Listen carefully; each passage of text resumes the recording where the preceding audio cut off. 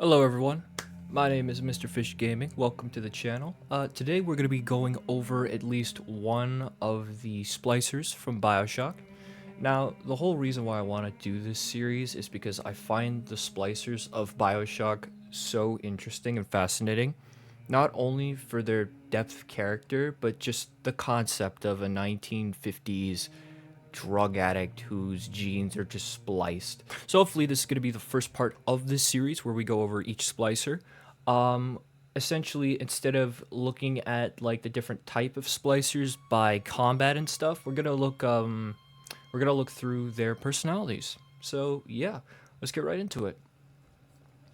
So first off, we're gonna start this series off with Dr. Grossman. Ah yes, everyone's favorite delusional germaphobe practitioner. The man who is there for the prestige rather than combating the disease.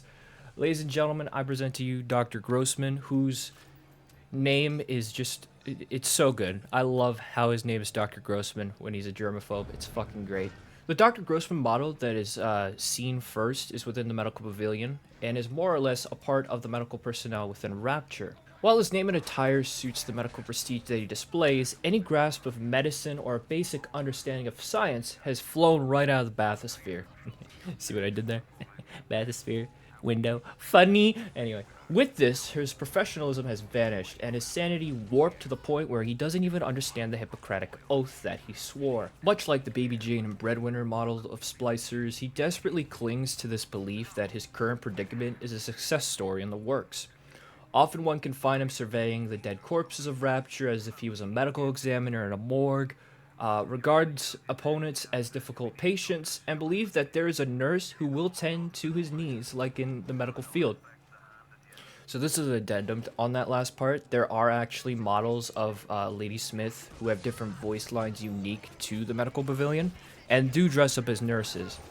But when Dr. Grossman's outside of the medical pavilion and those nurses aren't around, it just sprinkles that little detail of delusion upon his already deranged neurosis. Now, what is the drip situation like for our good old favorite doctor? Well, of all the splicers one encounters within Rapture, he possesses the least variation in terms of his attire.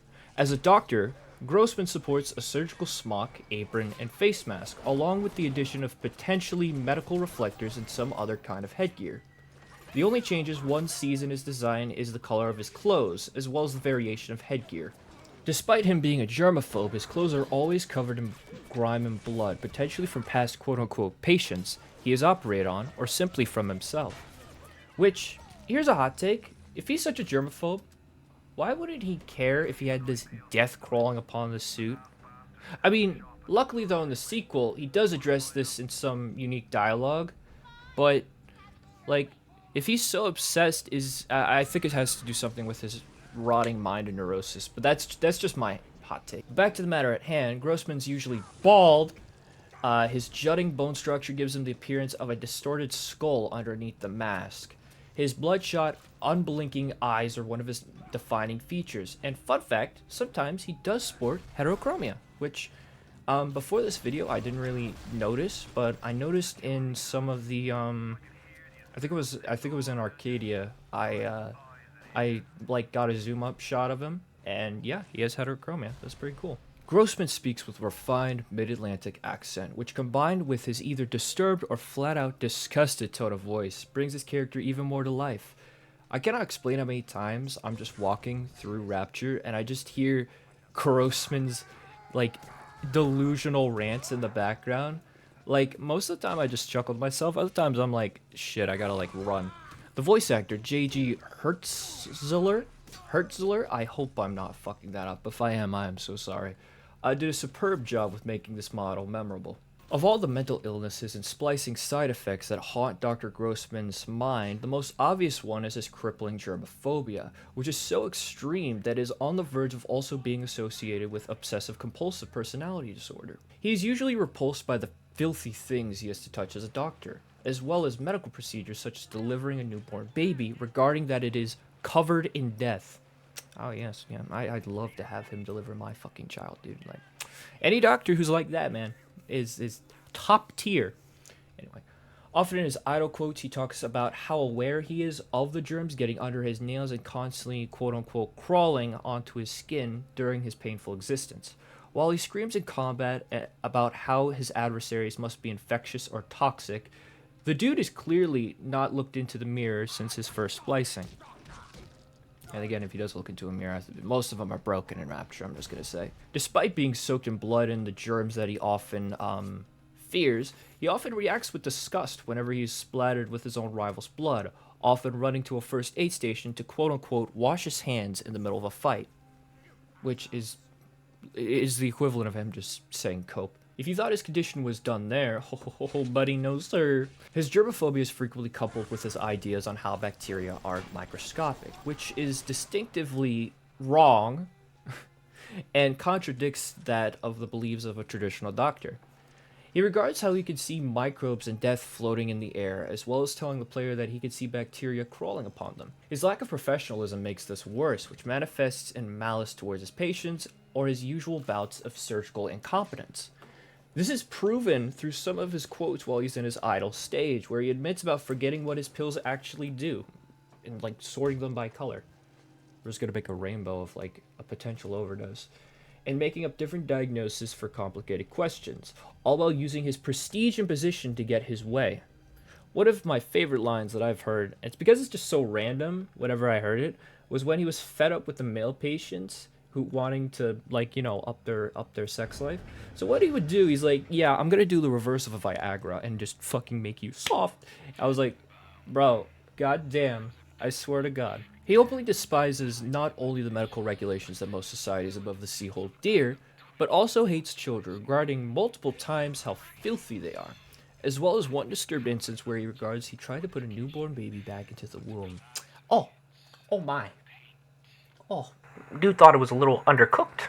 Often taking the Hippocratic Oath as more of a suggestion rather than a guideline, which, my man, Geneva Convention, more like the Geneva Suggestion, am I right? Up top. One can often be in for a bad time with a copay of death when encountering this form of splicer. Now let's take a look at how roughly 8 to 10 years would potentially change this individual. Now I don't have much on the Bioshock 2 phase of Dr. Grossman. He's basically the same, but he has become more deranged. After a decade of splicing, Dr. Grossman has become even more deranged, like I said. While he was merely incompetent and spiteful within the first game, his counterpart in Bioshock 2 is nothing more than an active psychopath who takes joy in his murders. One of the most defining traits of this iteration of the Doctor is how his germophobia has taken a drastic turn. Rather than being crippled by it, he distinguishedly embraces it. With his new sympathy now directed towards the diseases he was swore to fight themselves rather than those afflicted by it, he describes himself as a butcher and a human taxidermist. Give me Heavy Rain vibes, dude. Fuck. Their neurosis have set so far into his mind that he thinks that deadly diseases such as tuberculosis or influenza can be weaponized as cleansing agents. I mean, diseases have been used as a weapon. I just don't think it's appropriate in Rapture, I guess. I don't know. Although his personality has drastically changed for the first game, his appearance hasn't gone through that much of changes like the other splicers within the Bioshock 2 roster. He still supports his smock, now looking a bit more tattered in some versions of the same medical devices from the first game. The only other features that are glaringly different are his face being a little bit more saggy, as if the flesh around his head is like an old soggy curtain than skin itself. That's pretty much all I got about the Bioshock splicer model Dr. Grossman, guys. I'll probably add an addendum later on in case I find anything, but thank you so much for tuning in today. I appreciate it. If you like the content, be sure to like, subscribe. If you disliked it, be sure to dislike it. But I am going to head out. I hope you guys have a wonderful day. Thank you so much for tuning in, and I will catch you on the next one. Bye.